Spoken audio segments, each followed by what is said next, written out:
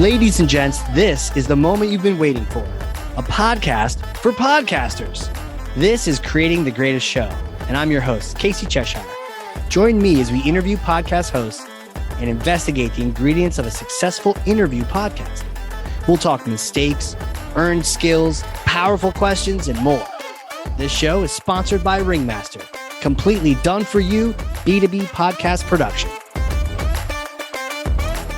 Guys, double rainbows. We have a double recording going on right now. That's right. Both myself and my mysterious guest, who I will introduce to you, we are both recording. Why? Because this is like a collision of galaxies right now. And so this is going to be the episode to check out. I can't wait to introduce you to my guest today. He is full of energy. He's full of wisdom. He is one of those names in the podcasting community. When you bring that up, it's like, boom, that's the guy. That's the person we need to talk to. I can't believe I'm talking to him now. He's invented many, many things, including the Relationship Flywheel. It's all about podcasting. We're going to talk about it. He's been named top 20 under 40, not even 40 under 40. Screw that. Let's go 20 under 40. He has many a podcast with many episodes, host of the B2B Community Builder Show, 219 plus episodes, host of Not Your Average Investor, 270 episodes, plus founder of BeTheStage.live, Pablo Gonzalez. Welcome, sir. Casey, I've never been called mysterious. I really like that. I think I'm going to call myself Pablo El Misterioso Gonzalez. Thank you, man. I'm pumped to be here, man. Like I said right before we hit record, we don't know each other much yet, but I have a strange feeling I'm dying to be your friend right now, bro. Yeah, you know what? In this, getting all meta on those listening, usually we do a prep call. Schedules didn't work out. So we thought, well, we could just do it or we could just hit record. So we just thought, you know what, let's hit record. And sometimes you can do that with really good guests, right? With people who know what they're ready to talk about. Sure. They're full energy. They can do it. Fellow podcasters, you can just go. Other the untrained people, you got to do a prep call. What's your thought on that?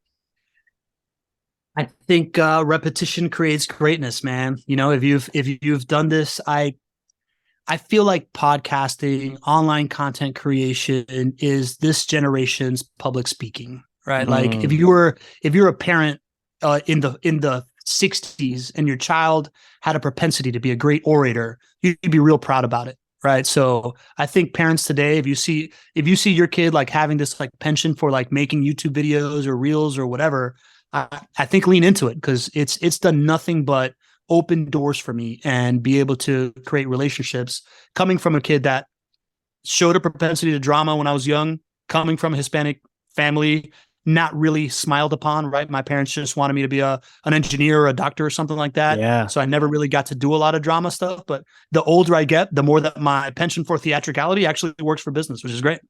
Hell yeah. And now you can play a doctor on a podcast and then all good. As long as you have a little legal disclaimer, nothing I'm about to say should it all affect your health.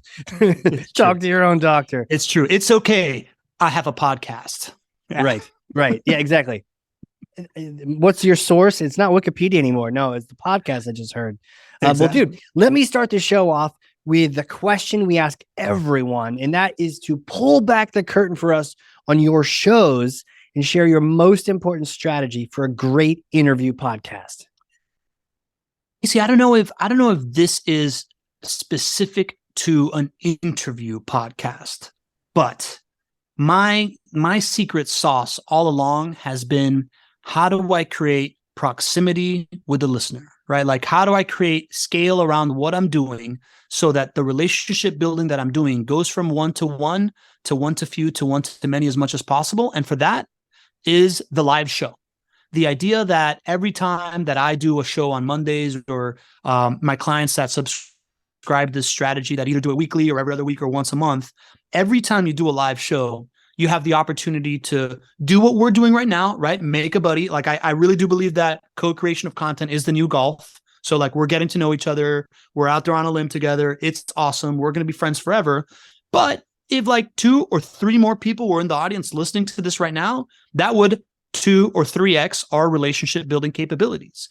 And you know, that is, I've learned as a person that's been obsessed with networking my whole life, the more people that you get to be in front of, the more people that have real access to you, the more people that understand you, the better that you're going to end up doing. And by doing that, you create those opportunities, and you also create a more rapid feedback loop, right? Every single time you're going to do a live show, when you invite people, you get the feedback of how many people opened that invite, how many people showed up, who showed up, what questions did they ask, and being able to like compound that time over time, right? Repetition and getting better and better at identifying what works better and how to tweak it makes the ball roll faster and faster at a different velocity than the usual podcast velocity, which quite frankly, you know, like most podcasters, when I first started, I wasn't doing it live.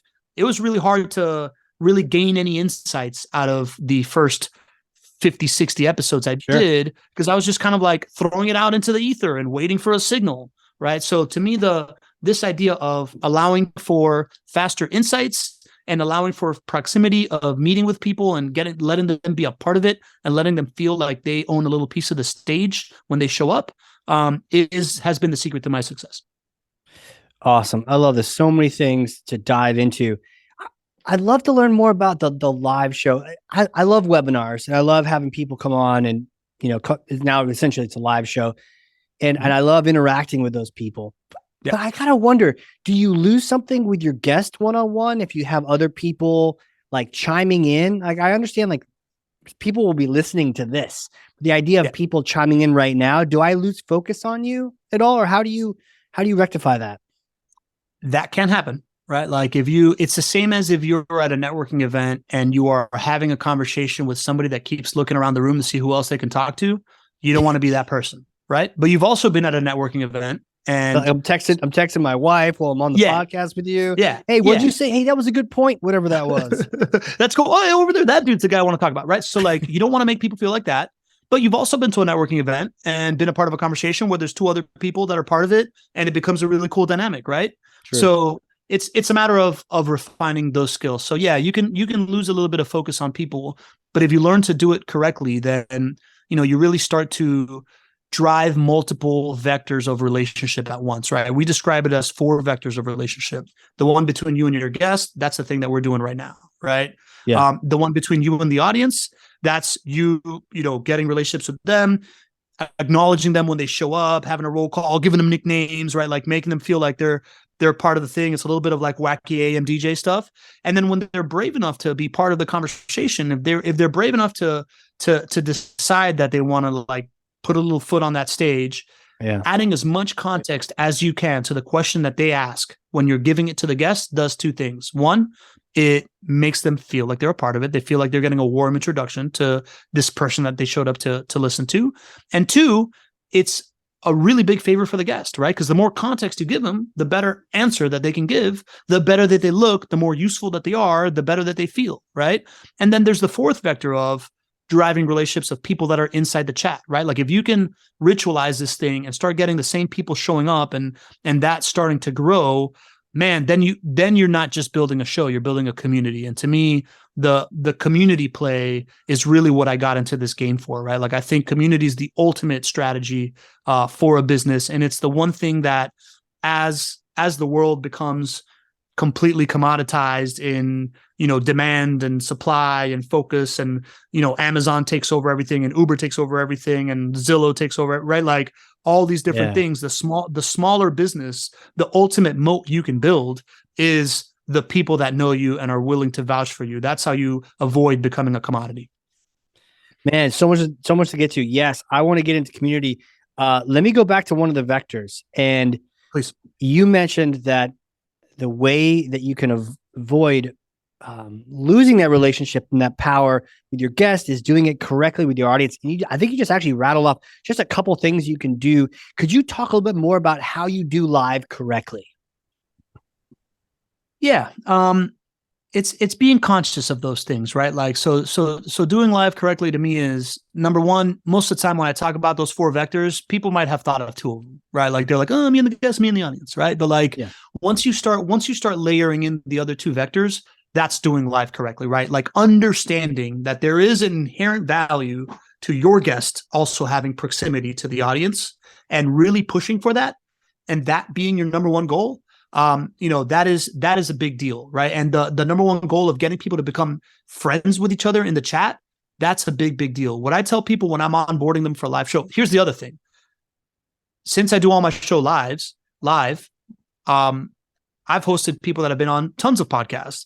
And a lot of the time they're like, man, this is the first time I'm doing something live. This is cool. You know, like it's another relationship builder as well, right? So they get that they're doing something different and innovative, and vulnerability drives connection, right? So if you're both out there on the plank, it drives another level of connection with you and them, right? So that's one thing. And doing it live, the right way to do it. I tell everybody when I'm onboarding them, I'm like, listen, man or lady, my number one goal here is that we have a conversation. And when you're done with this conversation, you're going to be so pumped up about how good you sounded and how smart I made you look and how great you felt about it, that you're going to use this conversation to introduce yourself to somebody else. Right. And as long as you're in that headspace of like, I am here to make you look good in front of me, in front of these people, and just like set you up to win, that's the right way to do it. Right. That's really no different than podcasting though. Right. Yeah. And you state that you're just putting it out there for them. You're letting them know this is my goal. This is what I'm marching to. I'm sure that sounds great for them, but also they can be relieved. This is not a trick you show. Yes. This is not a me show. Right. Yeah. You're not coming on here for a long form testimonial about me, but you're digging at something real, right? The right way to do it is to make them feel relaxed. Right? Make them feel like you got this, and that this thing is about them, and that somebody's there in their corner for this vulnerable experience, and let's go do it together, buddy. You know? Yeah. Do you then edit it up and you put it out and you repurpose it elsewhere? But live first. Yeah. Okay. So you have it multiple different directions. Correct. Yeah. We'll take that webinar, and next week it comes out as podcast and it comes out as YouTube, right? Like we'll YouTubeize it and we'll podcastize it and we'll release it across those channels. And then we'll pull out the, 4 to 6 best little moments that we turn into one of these like micro videos, and we'll pull out the best things they said and create quote cards. And we will give them suggestions for an email to write about it if they want to write a blog about it. But we go into the pre-production of all this stuff, thinking about not what questions we're going to ask. We're thinking about what are the micro content pieces that are going to be hook points towards this thing, right? Like trying to already visualize, the best thing that could come out of this is a 2-minute back and forth of Casey and I talking about how podcasting is the ultimate B2B strategy here. And there's many ways to skin the cat. And all you got to just go do is find somebody, right? Like that can help you do it so you can just show up and look good, right? Like having that in the forefront so that we can poke around that subject until you put that person. Sometimes the first time you ask a question, they don't give the best answer. But if you know that you're trying to get something out of that, that's going to serve them, then you can echo it back to them, right? Like, oh, so I'm hearing that is this and this, is that right? And then normally when they're like, yes, and then they get to that piece that's really, really good, right? So like making sure that you have an idea for that on the way in is generally counterintuitive for people. They're usually thinking, what question am I going to ask? Right. Not what is the thing that I'm trying to get them to say that's going to make them feel real good about it. Yeah, almost like Jeopardy. What's the answer I want to get as opposed to what's the question? Yeah, that takes some real effort though to think about and be intentional about what you want to hear from each and every guest. That it kind of runs in the face of the let me just interview 1,000 people. It's like, no, let me interview this one person and just really maximize my time with them. How do you do that? Do you spend a lot of time prepping for each show? We don't spend a lot of time prepping for each show. We spend a lot of time figuring out the strategy for a show that's actually going to lead to revenue. Okay. Right? Like you said it yourself. You've got 2 shows. This one is like your passion project, right? Yeah. I had a passion project. I went out and interviewed everybody possible because podcasting is the ultimate networking tool. Yeah. Right. But if you want this thing to lead to business results, then on the front end, you got to be thinking about 3 things. What is interesting to the people that you want to serve? What will make them trust you? And what will make them think that it's for them? Right. And if you start with that framework, and then you dole out, what we like to do is create 4 content lanes under that framework. 2, what's interesting to people lanes. 1, what makes them trust me, and 1, is this for me lane, right? And we categorize that, and then underneath those lanes, we'll put in a bunch of topics that fit, right? And once we understand that these are the topics that people find interesting and will make them trust us and whatever, then we create a schedule of those topics so that we are, doing 50% interesting, 25% trust me, 25% for me, right? Which is essentially contextualizing to their real life scenario. And then all you got to do is be like, who would they like to hear about this from, right? So like once you're there, you're already going into a show being like, this person, we chose them because this is the thing that we're trying to drive at. Can we? And it's usually is this interesting thing for me? So then all you got to think about is like, okay, cool. So like, this is what's interesting to people. So what are a couple different things that make it particularly interesting? How can we contextualize that interest so that they know it's for them? And where can I also contribute in this whole piece of the pie? Is it validity? Is it adding nuance to it? Right? Like, where does my specialty fit into this thing where it's a value add? And it kind of does the work for themselves if you put in the work up front. Put in the work up front. And in my mind, I'm seeing it's like a marketing plan it's a content plan. It's a strategy. You're thinking about the kind of outcomes you want from the show, and then you're deliberately going after it. I just had to think that, if you've got those many thoughts all laid out, when you go to actually invite some of the people on the show, you're like, I want you for this reason. It's not like this is some secret pitch. Like, I actually need you. You're a part of our equation. You're going to help us teach these people who you probably want to talk to too, this and this and this, which I know you love talking about. Do you want to be on the show? And they're like, sign me up, I'll be there tomorrow. Yeah. Wow. You got to make, when it comes to reaching out to people or relationship building, the more clear you make the value to the person that you're talking to, the better it's going to go for you. Right. So whether that is how clear the value is to the guest coming on the show, how clear the value is to the audience showing up, how clear the value of your services to your client, the better it's going to go for you. Right. So that's foundationally why I've reverse engineered into this kind of like career, profession, whatever you want to call it. Sure. It's because I've always been obsessed with making friends with as many people as I can. Right. At some point, I realized that the value in being my friend isn't that I'm the coolest guy in the room. It's that I can make you feel like the coolest guy in the room. And from there on out, I've just completely leaned into that. Right. So most people are so busy thinking about like what's in it for them that they don't even think about anything else. And if you can relieve that burden from their like decision-making criteria, it's like, this is what's in it for you. People are like, oh, okay, cool, I'm in. Now, but that could sound salesy, right? But if it's real and if you've listened to that, or that this is valuable to them, that hopefully it doesn't sound like you're just another LinkedIn spammer. Correct.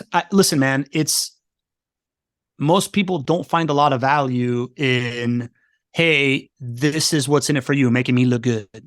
Right? Yeah. You got to make it clear what's in it for them, right? Like, man, if I can, I'm a pretty mediocre salesperson, man. So like, I have just always focused on the offer much more than the ask, because I suck at asking, right? So if I can offer you something that I don't need to talk you into, that you're like, yeah, I want to enroll into this, then things go well. If I need to convince you to do something, it's generally not a great experience. Right. That totally makes sense, because the more emphasis you put on ask and less on offer, the more terrible it sounds, and the more it's probably a pass or a block or ignore and archive, one of those things. Yeah. I wanted to take you, one final thing on the live, because I know we could talk live all day. Sure. Talk to me about people when they're first working with you or they're first launching these things. Like, what if no one shows up? People got to be wondering about that. What if I have my guest and it's worse? Like, if it's just my thing and no one shows up, my webinar, and like my friend shows up, okay.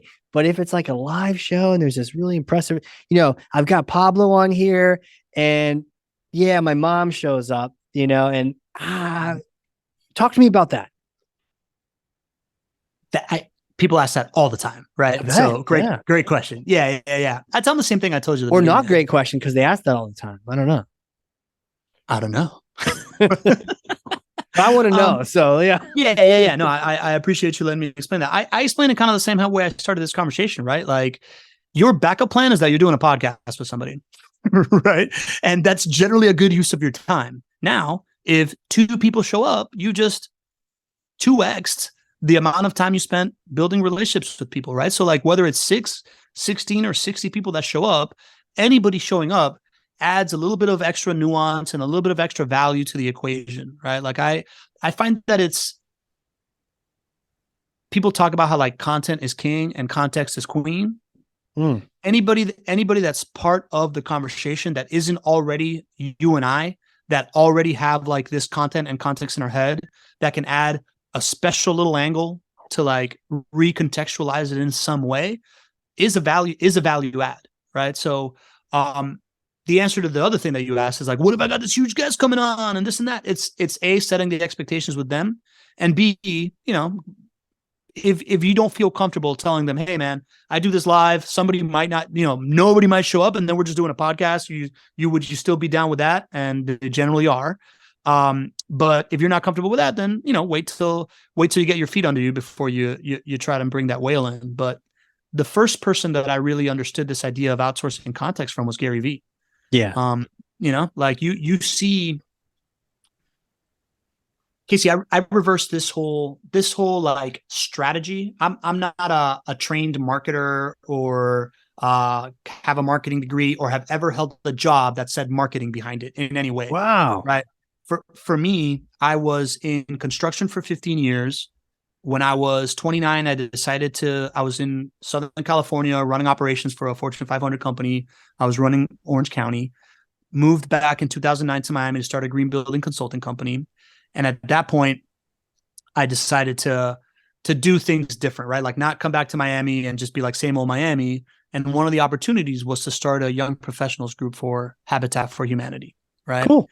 And raised my hand, and that put me on this like whole parallel path of formation. And the big takeaway from there was that the way that we formed the young professionals group was, we'd be like, hey man, anybody that you meet here is going to be care at least a little bit about something other than themselves, which in Miami, that's not the norm.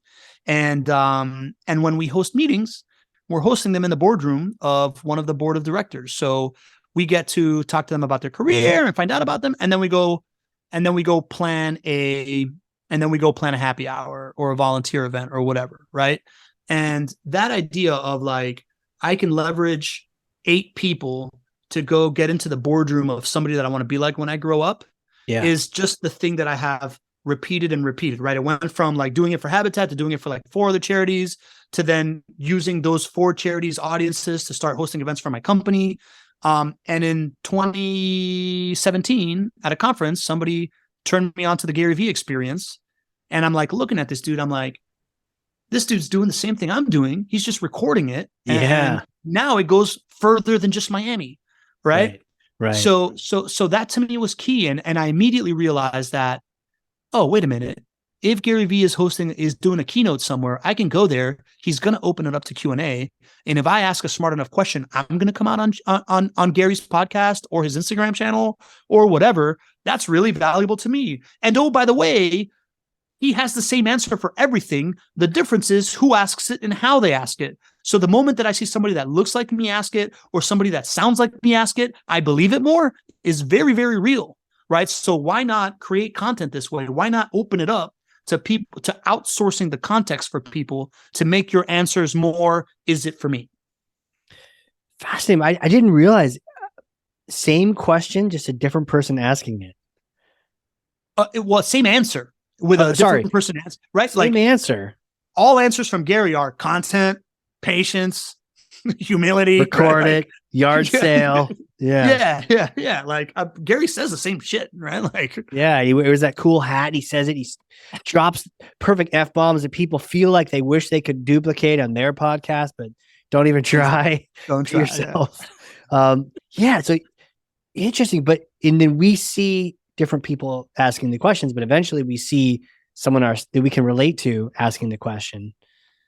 100%. Now we listen to him. Now we listen to the answer. Now we believe it's for me, right? Yeah. Cognitive bias is a real thing, right? Like I had a buddy, my buddy Doug Orr came with me to Podfest last year, and like at the end of it, he's just like, man, cognitive bias is real. I never thought that I would want to have a podcast, but now I see 1,000 people with podcasts and I'm like, I should have a podcast too. Right. Well, So like, if you see other people that you can relate to echoing with a certain message, you're much more likely to believe it for yourself. Yeah. And so instead of fighting that, you're embracing it and you're building that into your strategy and 100%. Letting all those different people ask those questions and you answer it for them. Correct. Powerful, man. Dude, so good. Are you having fun? How you doing? You in the flow state? Man. I want to hear from you, man. What's your key to a great podcast interview? Gosh, I've asked this question a lot and I've got so many really good answers. I think for me, it's beyond even listening. It's asking a question you want to know the answer to, right? I guess people might call that curiosity, but like don't ask questions that sound great, are even good for content, but you could give a shit about. Like, don't ask it because it's going to burn you out as a host and you're not going to care. And isn't this thing supposed to be fun after all anyways, and then your guest knows, like, if they're just, and then they're like, okay, I'm just going to say my stuff to get my stuff on your pod and then we'll go our separate ways and never talk again. But man, if you get someone like you and like, no, I really want to know, what if no one shows up? Like, these are the questions. And sometimes I'll get like, oh, great question. And it's not because I'm a magical question asker. It's just because I really want to know the answer.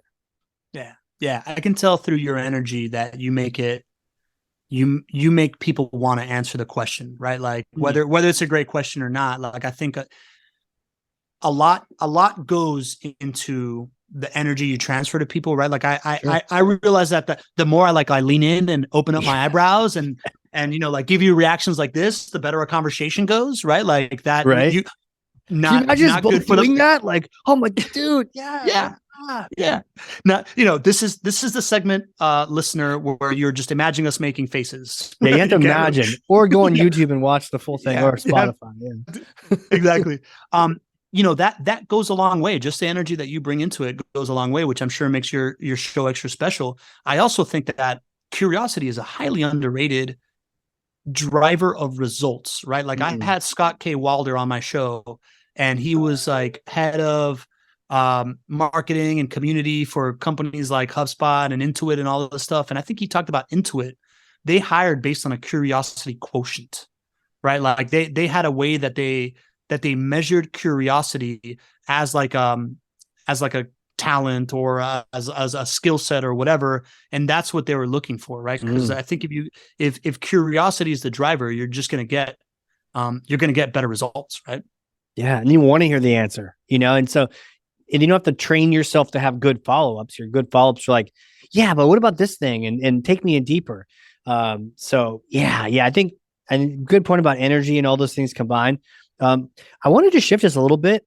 I can't let you leave the building until we talk about the C word, community, right? Yeah. We both love community. You share with us your stories of how you just organically were building the local communities and there's value for everyone involved. And so they came on board. Talk to me about how these things translate into communities. You even said earlier, it was amazing.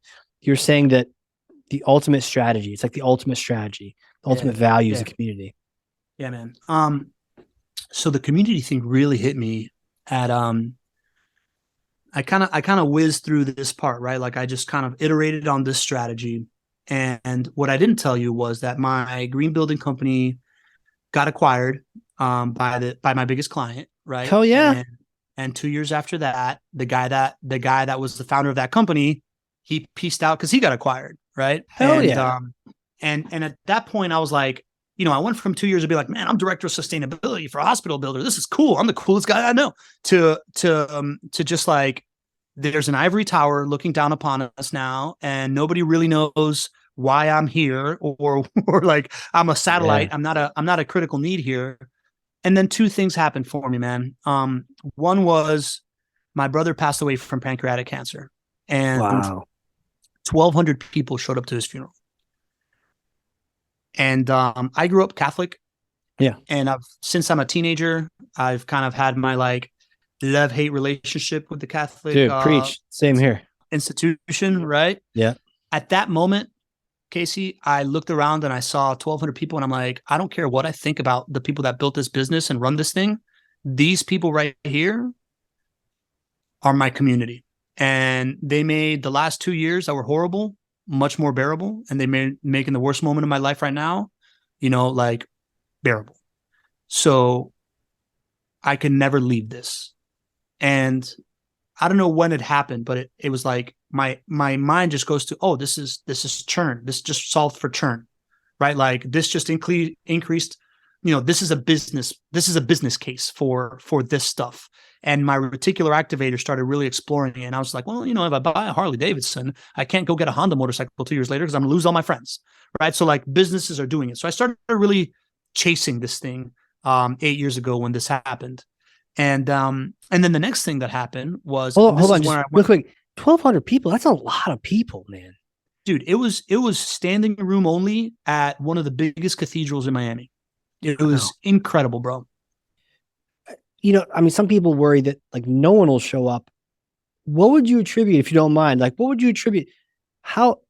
What is it about your bro that like 1,200 people? I mean, going to funerals, like it's not fun. And it's sad, but you usually do it because you respect, you care, or you love for that person. So like, how do you end up having 1,200 people? And I'm sure there's many more, but that many actually show up. Yeah. Thanks for asking that, man. Cause that the community thing and this lesson is the biggest takeaway that I got that I've been leaning into. Everybody that showed up to that funeral that talked to me about him, and for years after, man, I'm talking about for like 4 years later, I had people coming out of the woodwork on Facebook, showing up to my parents' house.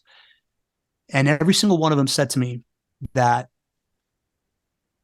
I had to show up for your brother because Bert was the kind of guy that if I was walking into a room and I knew that he was in it, I knew that I would feel like I belonged. I knew that he'd make sure that that I felt comfortable. I know that, like he would bring me into whatever is happening. And for me, the huge takeaway there was, I don't know if you have older brothers, man, but like he was 8.5 years older than me, right? So old enough, and my sister's 4 in between us, right? 4 years older than me and 4 years younger than him.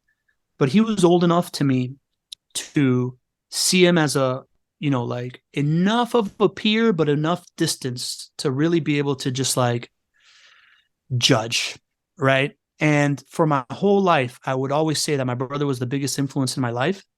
And yet I meant it as like an anti-North Star. Like I would look at stuff that he did that I didn't want for myself and be like, perfect. I don't need to learn that lesson.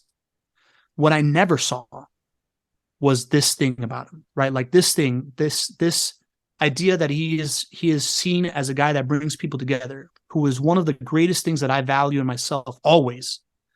And that everybody around him saw this and I didn't, and I never gave him credit for this thing. Immediately took me down this path of what else am I missing? Yeah. What am I not seeing in my like loser uncle? What am I not seeing in that, that person at work that I just think isn't really that talented or isn't that smart or has nothing to offer me? And it led me to this conclusion that the people around us generally have much more valuable to you than you give them credit for. So if you can unlock that piece, right? Like that at the end of the day is the essence of community, right? Is like allowing the people around each other to gain value from each other, right? Like to identify that value, to put them in a position where they can serve the other with that value. Yeah. And if you can like lean into that, then everybody wins, right? Yeah. So that was that's why so many people showed up, right? And that was, that combination of community is the greatest value you can offer other people. And everybody next to me right now is better at something than I think they are already. And there's something for me to learn from them and something for somebody next to them to learn from them that they didn't know. And this can be like a massive, massive flywheel of like value to give to the world, has been the number one, like the force that has shaped my life for the last 8.5 years. Dude, that's powerful. But like what an actual North Star that is, to give you a direction of where to go. Nailed it. Nailed it. He went from being my anti-North Star to like, now I'm literally just trying to be remembered like my brother. Right. So like, don't do that. Don't do that. Don't do that. Okay. And this is the dude I want to be. Yeah. Yeah. It's been Dude, wonderful, man. as you're saying that, it made me think about sometimes I've gotten to that same mode with guests that I have, right? Man, what am I going to learn from this guy? Or this gal, yeah, is this just another VP of marketing at some, like, and you're just like, oh, what am I going to learn? And then if you could just like hold that off just long enough, or somehow ask just a couple questions, stay curious. You're right, stay curious, and then you're like, whoa, that was my favorite episode, or that was a great conversation. Yeah. Someone that you stick around with, you stick with, beyond all the other hundreds of episodes.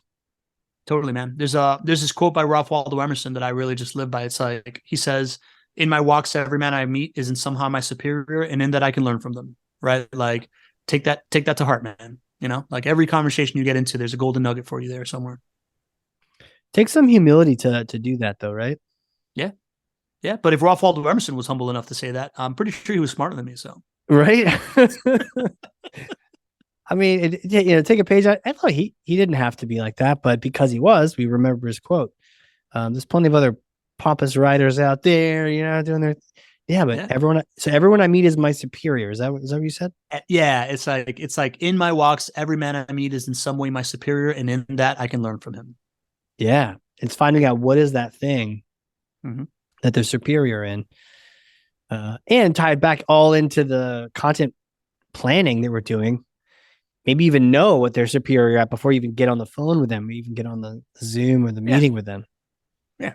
Yeah. Totally. Man.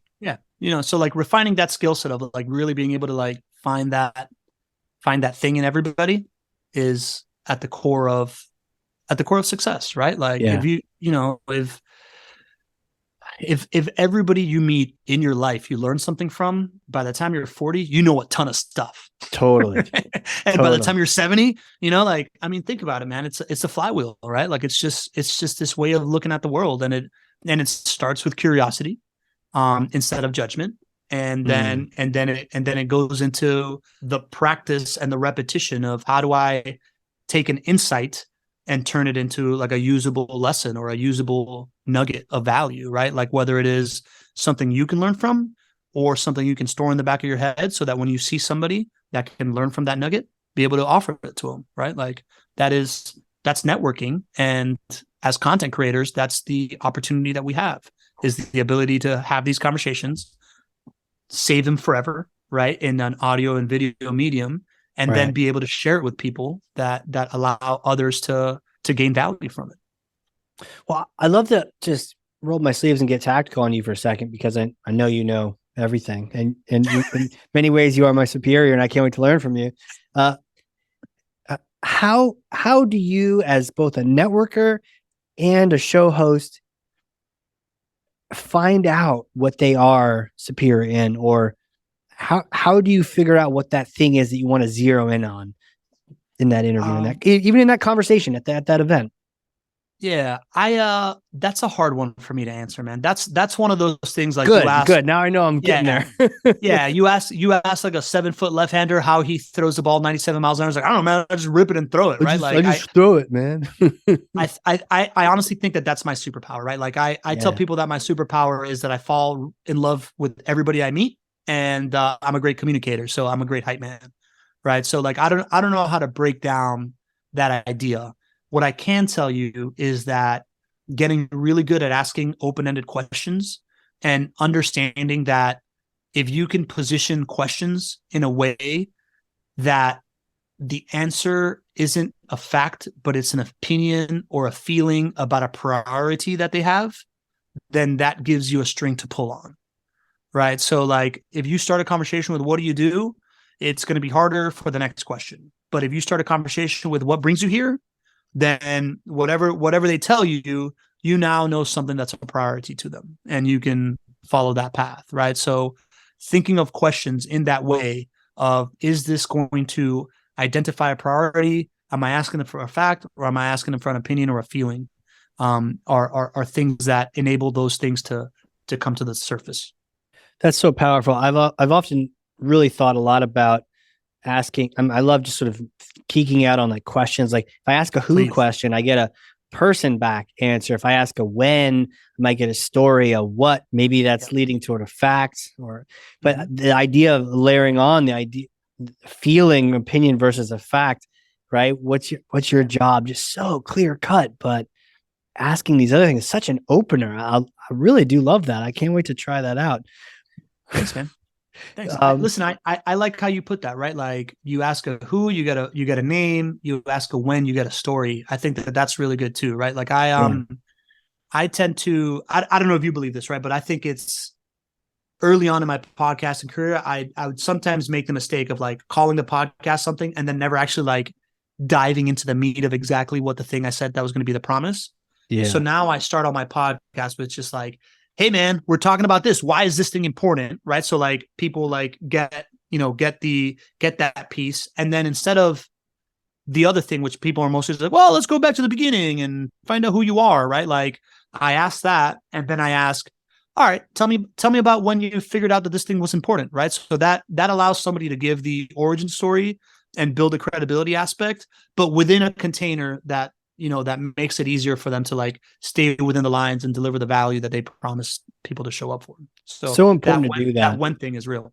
Yeah, because an unrestricted or unrestrained or a when without guidelines gets you like that 20-minute messy dialogue, and everyone's like, I'm out. I don't want to know. Correct. People, you want to put them in a position to succeed, right? So like giving people bumper lanes is a really good way to help them bowl a strike, Yeah, dude, I love those bumper lanes. I'm always jealous when the kids get them, and I'm like, who do I got to talk to get those to pop up for me too? Like, I'm more of a two-handed bowler, right? Like I employ the Hadoken style of Sub-Zero, Scorpion. Dating ourselves. Nobody 20 and under knows what that we're talking about. But that's okay. I don't know. Maybe we'll see. It'll come back. Let us know, friend that's listening right now. Right. That's true. It'll come back though. They'll rehash it. Oh yeah. It all comes back. People know Street Fighter 2 and Mortal Kombat. They have to. Funny story for you, bro. Yeah. So Ace Ventura is kind of like was my personality from like 4th grade until last week. And I was speaking at this group of financial advisors, right? Like University of Florida just came out with a financial advisor degree. And they hired me to go like talk to these kids about networking and building their influence. And loved it. It was an awesome event. I have multiple kind of like Ace Ventura stories and the things that I talk about because it's such a big part of my identity. And at the end of the event, the lady that put it on and the guy that hired me were just like, yo, man, all the kids, like you were their favorite presenter for the whole VIP day. It was really, really cool. Oddly enough, the number one question we got is, who is Ace Ventura? So just shows A, that I talk about Ace Ventura way too much, and B, I'm not as cool as I thought anymore. And how is that movie not as well known? There's so many like that too. Where you're like, what? You haven't seen that? Like, yeah. Sign of the times. But don't worry, there'll be a Ace Ventura 2030, I'm sure. And then we'll probably hate it too. But we'll see. We'll see, man. I don't know. I love physical comedy, and I've never seen a dude do physical comedy with just his face the way that guy does it, man. It's so great. Well, I don't know how I get back to this, but favorite Jim Carrey movie for me, Mask. Would you say it's Ace Ventura for you? Oh yeah. Okay. Actually, I might say it's actually Yes Man. Have you seen that one? Yes Man is the best movie he made since his like first streak. Yeah. Right. Like I would say Ace Ventura 2, Dumb and Dumber, The Mask, and Liar Liar were just like, yes. And then for a while it was like, yeah, all right. And then Yes Man came out, and that was like, okay, still got it. Yeah, still got it. Yeah. And it was different, right? He went from that sort of like, I don't call it slapstick, but like sort of like very expressive type, crazy Jim Carrey to like more of that like subtle, well-written Jim Carrey. Yeah. And I think he's a really talented dude, right? Like, I think he's a great actor. Yeah. I just, like I said, I like, you call it expressive. For me, it's physical comedy, man. It's physical stuff comedy that he's doing is physical comedy. And I just find that stuff timeless. And it really goes back to what we were just talking about, right? Like the expressions that you do with your face and the motions that you do like makes such a big difference. I used to live in I lived in this place where are you from, man? Where do you live? New Hampshire. In New Hampshire. All right, cool. Yeah. So I grew up in Miami, right? And I lived at one point in this like, they have this like art district in Miami that's become really, really cool. And I lived there as it became that. And I had this neighbor in the building that was this like quintessential Italian guy that you just like want to be like, right? So, Yeah. like super hot Italian wife. The guy just seemed like everything was like, you know, like rides a Vespa around.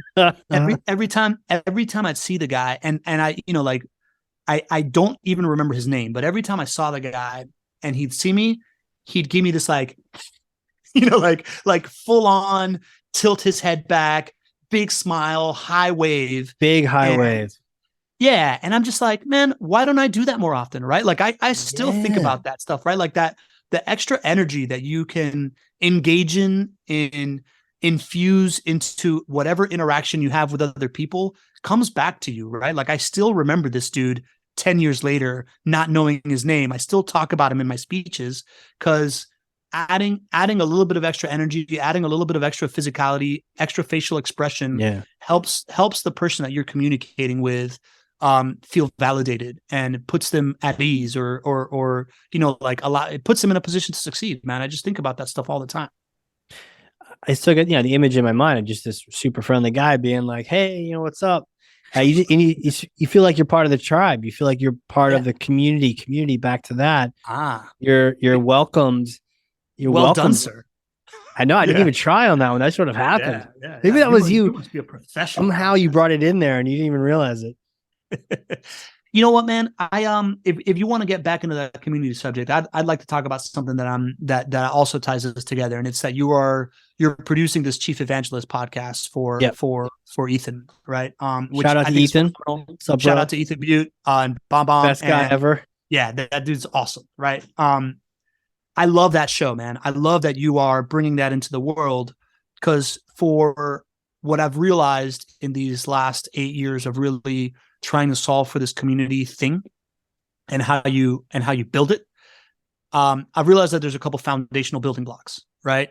And the building block number one is an evangelist, and an evangelist that is out there, that is obsessed with a problem, that is driven by insights, and the content creator is block number one in building your community. So I've been really hot on this idea of what an evangelist is and what makes them good. And the idea that everybody needs a podcast that wants to be an evangelist, to me, is a very, very real thing.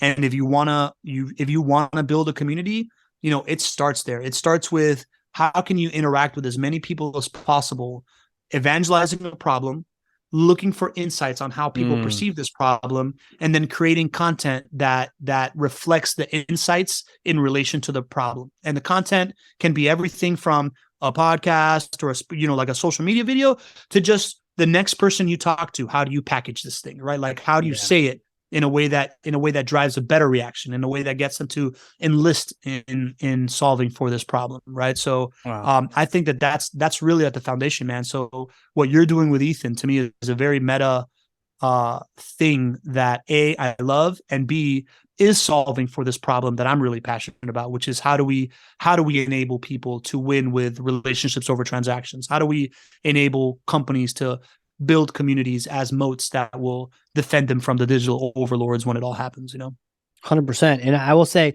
my involvement in that, I know we produced the show, but he's the painter. I'm the guy going, rad painting, dude, and just blowing to try to help the paint dry a little bit faster. Like that's all I'm involved with. But it is amazing being a part of that journey and just watching. I mean, all the kind of people on the show, they're just absolutely fantastic. So I've literally listened to every episode. So yeah, I agree. It's so awesome. Good. Yeah. Well, that explains that one next to all the downloads for that show. It's way more than one. I bet. Well, okay. So this is perfect because this tied into, I was saying, like, how do we get a community started? It sounds like step number one, you need an evangelist. Talk to me about the other steps. What are the different kind of things I need to do to build a community? Yeah, man. So to me, like the foundations of it are at level one is an evangelist and a product that delivers on its promise, right? Like Mm-hmm. if the product is you, then you just got to be known as a person that's gonna like come through when I need you, right? Um, and at that first step, I look at the KPI of community as word of mouth, right? Okay. So insights and word of mouth are the things that make it happen, right? So at that first level, when it's one evangelist and a product, then the word of mouth that you're creating is outbound, right? It's like whatever your evangelist can make happen is gonna then bring this word of mouth. The insights are outbound as well, right? Like you're like they're getting the insights and whatnot, right? The next level is the trickiest level. It's when it goes from one person evangelist to how do you get it so to go from being Superman to being the Avengers, and you absolutely Right. need to make that happen, right? Wait. What do you Um, mean, Superman? I mean, we love Superman and the Avengers, but what do you? Oh, more than one superhero? Is that the idea? you need to share the stage, man. Yeah, like Okay. like a community, community happens when multiple people feel like they have an elevated status within it and own a piece of it, right? Community building. This is probably fast forwarding too much, but community building itself is a function of like recognizing people's value and allowing them to share it to each other. Hell So yeah. it turns into basically doling out of status, right? So Yeah. in any community you see, as a guy that grew up in Miami, the velvet rope is a major status giver, and then you get into the club and there's a VIP room, right? And then you get past the VIP room to hang out with the DJ, and then every once in a while you get to guest DJ. Like Yeah. that's how communities work, right? Like there is these like concentric circles. So so yeah, how do you go from one evangelist to a team of Avengers? At that point, you need to get real clear about what the mission is and what the core values are, what those bumper lanes are, right? Like this idea of just like how do if I'm evangelizing a problem, okay, that starts to become a mission, right? We're on a mission to Yeah. solve this problem, and we all agree to play by these rules, right? Like if you don't have rules that you agree with, then it gets out of control real quick. And on the product side, right? Like whether the community is the product or the product is a product, it really starts to become about systems and processes that can ensure that you don't start to overpromise, right? Like you gotta, once it goes beyond that one person that's promising stuff and other people are promising, you gotta be able to continue to like deliver on the promise that you give, or you lose that effort, right? So that's the tricky Right. part of systematization and getting beyond something, whether you're a company or you're just going purely for a community. And then at that point, once you have that part, now you have the things that really work. At that point, insights and word of mouth start to accelerate and become inbound, right? Because now it's not just Right. you. And now you're getting insights from other places as well. And then that's when level 3 is you can really focus on having a crystal clear point of view. So it's not just a mission, it's a point of view about it. This is what the world looks like right now. This is the problem. These are the ramifications of the problem. This is the better way, and this is what it looks like if the better way succeeds, right? Like Mm. getting that thing crystal clear. That's straight out of category design, right? Like I really believe evangelism, category design, and community are a holy triumvirate of the best types of businesses. And then from there you can focus on becoming the watering hole. That's when like the physical community takes place, be it a Facebook group or a Mighty Network or a Slack channel or an online show that everybody show up to. Every community needs that one place that everybody congregates in. There's a ritual, there's common language, and there's roles for certain people at different statuses within that. And then that's when you have the bona fide community. For us, we use the live show as kind of a driver that does that from step 1 all the way to step 3, right? Because first it starts empowering the evangelist, Yeah. then it allows the evangelist to start creating these other superheroes and creating processes around these superheroes, and then at the end of the day the show itself becomes the watering hole and the ritual and the place where the common language is shared and stuff like that. The watering hole. Man, I guess I'm not going to ask you 1,000 things, but any thoughts on how podcasts connect to communities and how they help each other out, feed Yeah. each other. Yeah, totally, man. The podcast is often the tool of the evangelist, right? Like it's the difference between a podcast and the live show, right? Is kind of the difference between an audience and a community, right? Like in an audience, all the chairs face one way, face toward the stage. If you can find a way to get the chairs to face each other, now it's the community, right? So like a podcast can turn into a community very much, right? Like it is a very viable tool to build it, but it by itself won't be a community, right? Like you can have a podcast that then takes you to a Slack channel, and then within that Slack channel, that's the watering hole, and you create some rituals in there, or you can make the live version of your podcast, which you do every week or every other week or once a month, to be that forcing function as well, right? Yeah. So like I think if it's very neatly as the weapon of choice of an evangelist, for sure. So good. So good, man. What's next for you? If we talk we're going to talk before this, but if we talk 50 episodes from now, yeah, either one of your shows, the equivalent of a year, what do you want things to look like? In 1 year, so this is where I'm headed with it. I've built a business around producing these like live shows for people and having it be a done for you service. And then, from there, I realized there's not a lot of companies that can pay me $100,000 a year to do this for them. So this thing isn't going to have the opportunity to really like permeate the market, right? So sure. The next phase was I built this online cohort class that we call the Relationship Flywheel Bootcamp, where we teach it so that we give everybody our SOPs and our frameworks, and we set them up with their own show, and they go off into the ecosystem, and now they are gaining insights for us and evangelizing, and like they've become our superheroes. Right. And we've taught that 3 times, and we've got that really well figured out, and we are continuing to build that community, kind of like Ship 30 for 30 kind of thing, who do that really, really well. Okay. From there, we also realized that there is an opportunity for a done with you kind of thing, where we changed our onboarding process for creating these shows for people to, instead of sitting in a room with you 6-7 times to like figure out what your show is going to be, we go and we interview 10 to 12 of your clients around the things that you think are valuable to them and what you think the customer journey looks like for them, and create a whole bunch of content that is really, really usable inside your already existing framework, inside of your already existing pipes. And it also ends up informing our show strategy without you having to be in the room for all of it. Right. That's a triple win right there. It's awesome. It's awesome. Yeah. Like that was a huge key to like closing more deals, because it's like you gotta figure out speed to win, right? Yeah. So creating that speed to win was huge.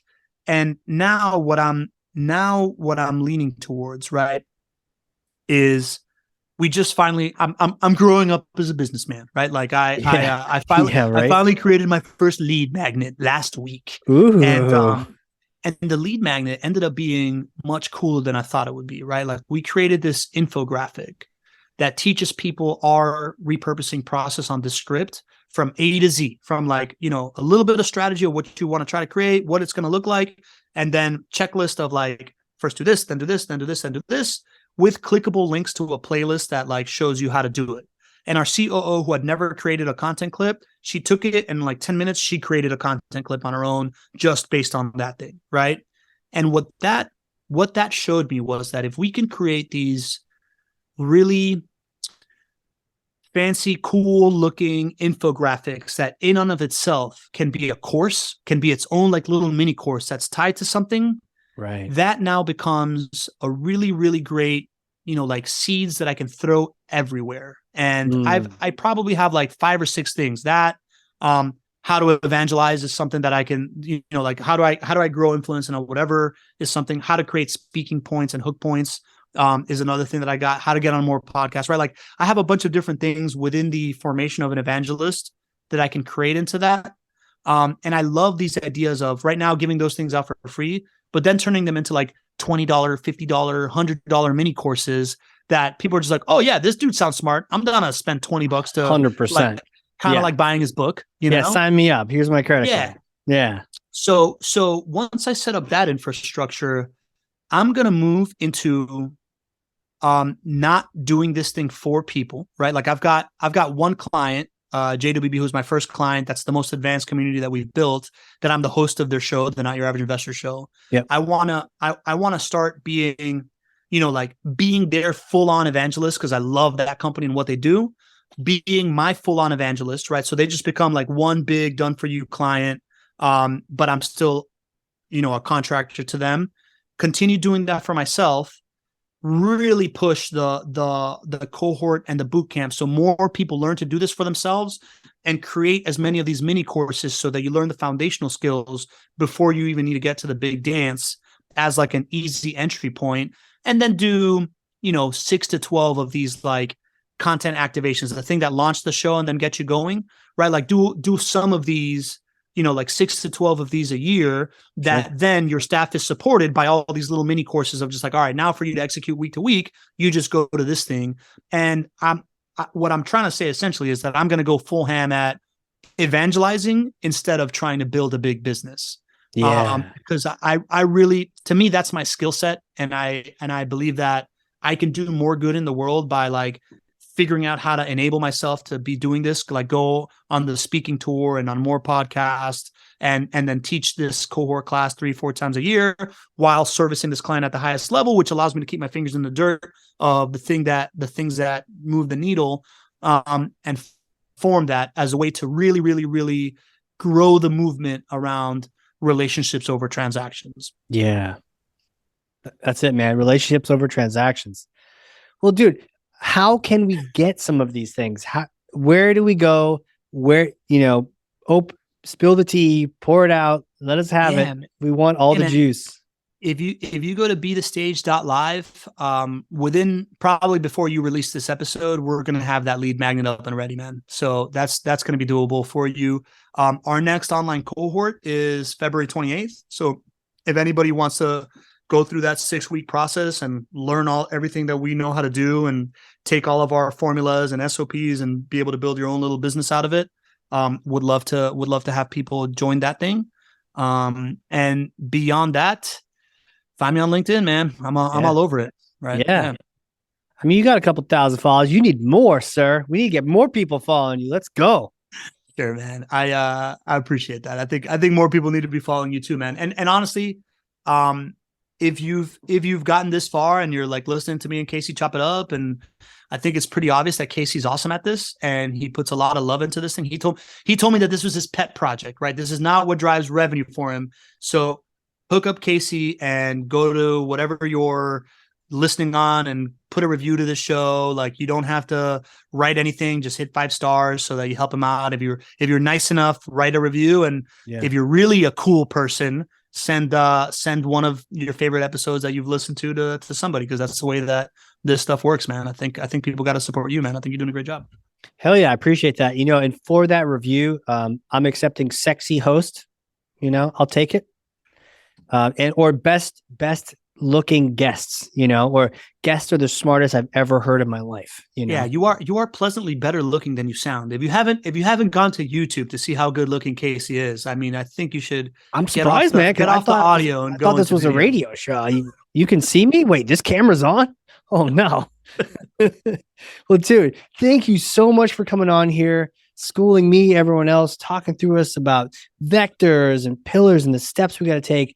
Community, the idea of going live. I mean, you've inspired me in so many ways. So I just really appreciate your time here. Appreciate it, man. Listen, I thank you for pulling the story of my brother out of me, man. Like, I really appreciate you sharing your stage with me. And I don't get to tell that story on every podcast. And it's kind of like getting to do it makes sure that his legacy lives on. And it really. What's his name? Bert. Humberto Gonzalez. Humberto. You can call him Bert. Awesome. Yeah, man. So I appreciate you. giving me the opportunity, man. And I'm pumped for our friendship, man. Hell yeah, me too, man. This is the first of many of these ridiculous, awesome experiences where we're just behind the scenes, guys, we're just canceling calls left and right. Hey, move my 4 o'clock. Sorry, whoever the 4 o'clock is, if you're listening to this. And get me a pastrami sandwich. Yeah. Yeah. This is the start of a great thing. I can't wait to work with you. And so for those listening, if you learned something, and I freaking know you did, because I literally have 2 pages of notes over here, front and back. And I got to show them so people don't think I'm just completely full of it. But I learned so much. So if you, like me, learned a lot, share this with 1 person, 3 people, 9,000 people, whatever. But that's thought leadership, getting good information in other people's hands. And with that, Misterioso. Gracias, sir. I appreciate it. You're the man. You're the man, Ringmaster. All right. Well, everyone, that has been, and this has been another crazy cool episode of Creating the Greatest Show. I will see you all next time. And next time doesn't have to be next week. Life's too short, and we have way too much to talk about. Find show notes full of takeaways, lessons, and links at creatingthegreatestshow.com.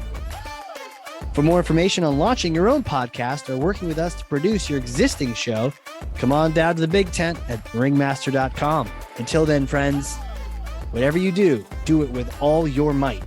Work at it, if necessary, early and late, in season and out of season, not leaving a stone unturned and never deferring for a single hour that which can be done just as well now. P.T. Barnum.